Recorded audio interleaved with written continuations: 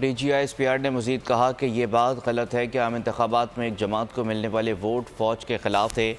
8 فروری کے الیکشن کے بعد 93% آبادی اس بیانیے کے ساتھ نہیں کھڑی۔ کے پی کے آبادی پاکستان کی کل آبادی کا 7.5% ہے۔ 6.5 کروڑ لوگوں نے ووٹ دیا۔ مخصوص سیاسی جماعت کو صرف 31% ووٹ ملے۔ میجر جنرل احمد شریف نے کہا کہ کسی کو اڈے دیے نہ دیے جائیں گے۔ کچھ سیاسی حلقے سوشل میڈیا میں اداروں پر الزامات لگاتے ہیں، ثبوت مانگے جاتے ہیں تو مزید الزامات لگائے جاتے ہیں۔ اظہار رائے کی آڑ میں ملکی سالمیت داؤ پر لگانے کی اجازت نہیں دے سکتے۔ جج اس معاملے پر کہا کہ بغیر ثبوت الزام لگانا درست نہیں۔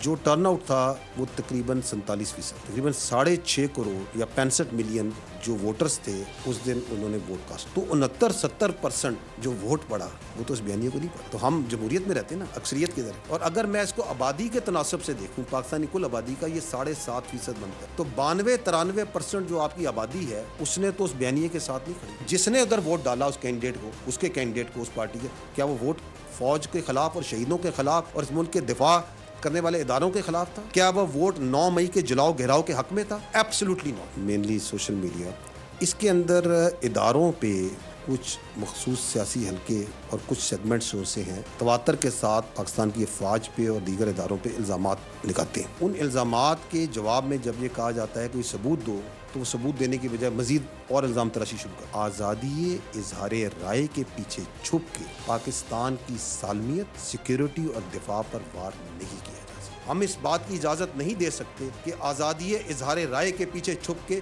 ملک کی سالمیت کو، ملک کی سیکیورٹی کو داؤ پہ لگا دیا، جس پہ الزام تراشیاں بلا ثبوت، الزام تراشیاں صبح سے لے کے شام تک تواتر سے جاری ہیں۔ اس کے اوپر جو مقننہ ہے وہ ضروری قانون سازی کرے۔ ہم یہ بھی امید کرتے ہیں اور یہ چاہتے ہیں کہ جو موجودہ قوانین ہیں اور جو نئے قوانین بننے ہیں ان پہ سختی سے عمل درآمد کرائے۔